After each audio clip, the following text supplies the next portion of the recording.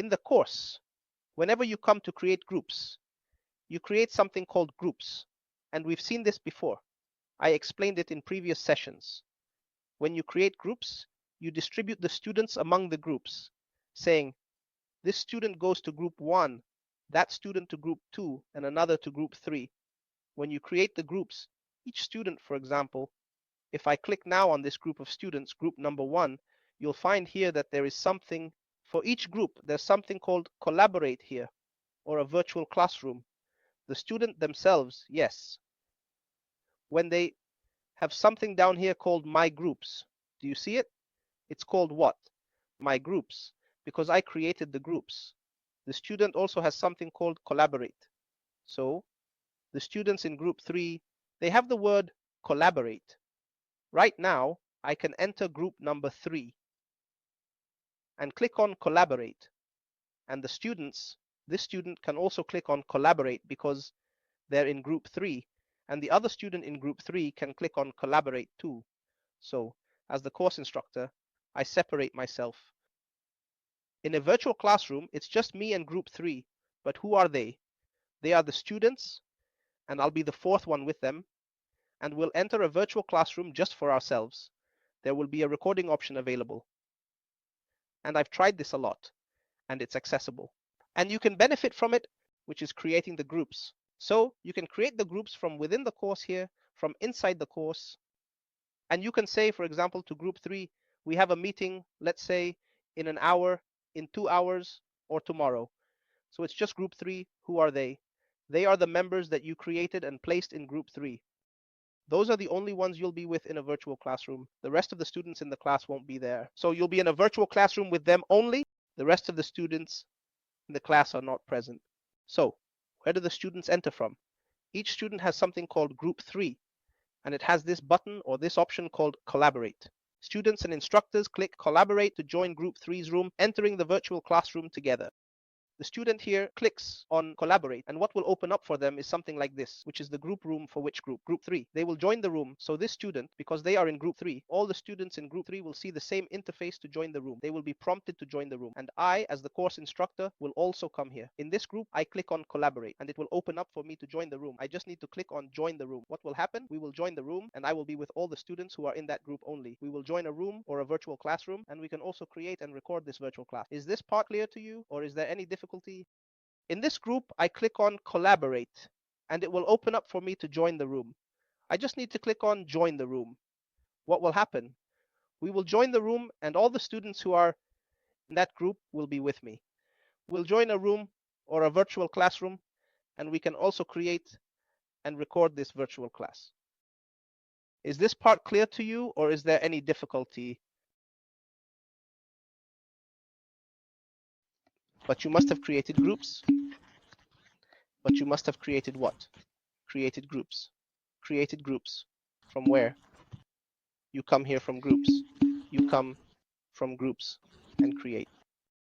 And you create the groups, and we explained these groups in detail in the previous 2 courses. So each group in this section is called collaborate. You and the group members can join a virtual class together through this feature. Now we have seen together the part related to sharing. This sharing is about the side groups. Also, in the settings, I want to clarify for you that in the session settings, the language itself, we are speaking in Arabic. The session settings, the announcement settings, the language here is the language of the virtual class that we are in now, which is in Arabic. If you want to change it to English, then you should choose the language, the English language. You can first select Arabic and then choose English, and it will switch to English, as you can see. If you want the session here, this sharing is about the side groups. In the settings, I want to clarify for you that in the session settings, the language itself, we are speaking Arabic. The session settings, the announcement settings, the language here is the language of the virtual class that we are in now, which is in Arabic. If you want to change it to English, you can first select Arabic and then choose English, and it will switch to English as shown. If you want the session here and all the options that appear to be in English, then you select English. If you want to go back to Arabic, you come from here and choose Arabic so that the settings and the entire interface will be in Arabic. This is a very important part of the settings.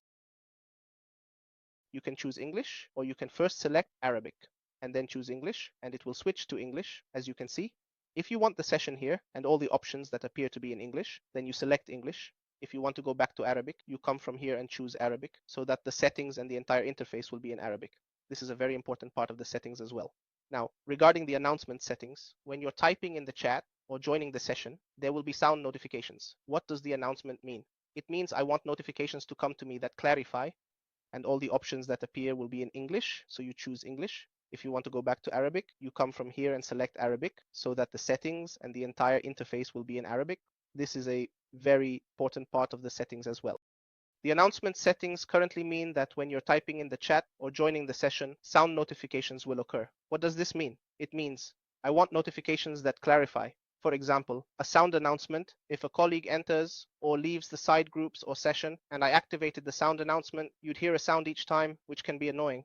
The best announcements are pop-up notifications from the collaboration tool or browser, which you can easily activate. Sound announcements can be activated if desired. For instance, if a student sends a message, a simple sound can alert you to check the chat. It's just a notification to let you know a message has been sent so you can respond. In a sound that happens in an annoying environment, so the best ads are the pop-up ads from the Collaborate or from the browser, meaning it is completely normal. You can do it, but the audio ad can be done by you in case you attend what you want. When every time a student posts a message, there is a simple audio announcement that appears to you, showing that there is a message from a student. A student wrote something, so you can go to the chat and see what the message is, what the message is for, what the student is for. It is just something that alerts you and notifies you that there is a voice message written or sent by a student, so you can see the message and start what you are doing. You respond to that message, please. This is regarding the settings that were available inside the virtual classroom. Do you have any comments or issues so far? I hope the side groups are understandable to you. Now, kindly, let's look together at the next part. Now, regarding the part about recordings, we'll also see that.